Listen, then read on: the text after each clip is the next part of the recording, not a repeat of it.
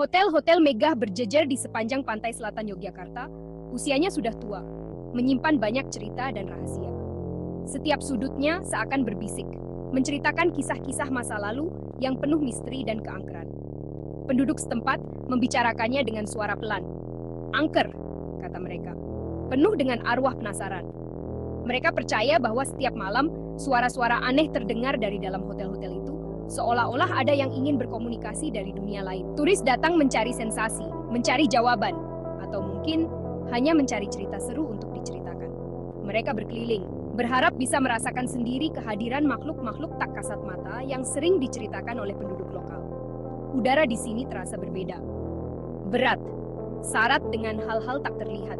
Setiap langkah terasa seperti menembus kabut tebal yang penuh dengan rahasia dan misteri. Cerita yang dibisikkan turun-temurun melekat pada angin yang bercampur garam. Setiap hembusan angin membawa kisah-kisah lama yang terus hidup di antara penduduk dan pengunjung. Setiap hotel menyimpan sisi gelapnya masing-masing. Dari kamar-kamar yang tak pernah dibuka lagi, hingga lorong-lorong yang selalu terasa dingin dan sunyi. Tapi tidak ada yang setenar bisikan-bisikan tentang kamar tidur sebelah. Kamar ini menjadi pusat dari segala cerita seram, tempat di mana banyak orang mengaku pernah melihat penampakan atau merasakan kehadiran yang tak terlihat. Pintunya terbuat dari kayu gelap yang dipoles. Angka 308 tergantung miring, seolah enggan dikaitkan dengan apa yang ada di baliknya. Konon kamar itu selalu dipesan, namun selalu kosong. Reservasi dibuat atas nama yang dibisikkan angin, tak pernah dikonfirmasi, tak pernah ditolak. Di dalam, udaranya dingin, hening. Debu menari-nari dalam secercah cahaya yang menembus tirai tebal. Aroma dupa melekat pada segala sesuatu. Aroma manis dan memabukkan yang menunjukkan ritual yang sebaiknya tidak diganggu. Dindingnya dicat hijau tua yang meresahkan. Seolah-olah ruangan itu sendiri menyerap cahaya, memakannya. Di dinding yang jauh tergantung sebuah lukisan. Warnanya pudar, sosoknya tidak jelas. Tapi mata mereka mengawasimu. Di samping tempat tidur, sebuah meja kecil menampung angglo perak. Asap dupa mengepul ke atas, membentuk wujud yang menggeliat dan bergeser di depan mata. Sebuah kebaya tradisional Jawa, blus wanita, tersampir di kursi. Sutra hijau, disulam dengan pola yang rumit. Konon itu milik penari yang menghantui aula ini. Para tamu membicarakan kejadian aneh yang terjadi di rumah tua ini. Mereka berbicara dengan nada berbisik, seolah takut sesuatu atau seseorang akan mendengar. Bisikan di tengah keheningan malam semakin jelas terdengar. Perasaan diawasi membuat bulu kuduk merinding, seolah ada mata yang mengintai dari balik bayangan. Beberapa orang mengaku pernah melihatnya, sang penari misterius yang selalu muncul di saat-saat yang tak terduga. Mereka menceritakan bagaimana gerakannya begitu anggun dan memukau.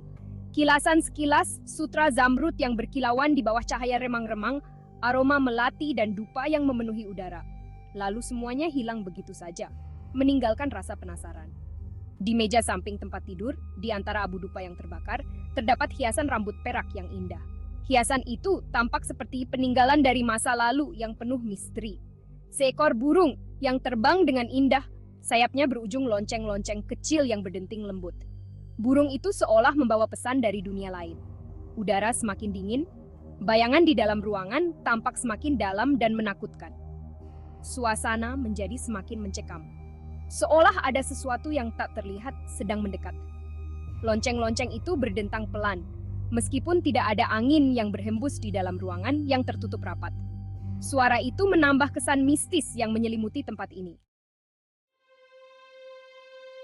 Entah cerita itu benar atau hanya legenda. Satu hal yang pasti, kamar 308 memiliki kekuatan tertentu.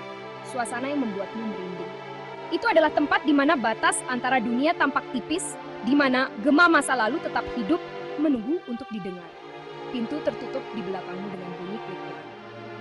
Tapi aroma dupa masih tercium. Sebuah pengingat hantu tentang rahasia yang tersimpan di balik dinding-dinding itu. Dan rasa dingin itu tetap ada, lama setelah kamu meninggalkan bayang-bayang kamar 308.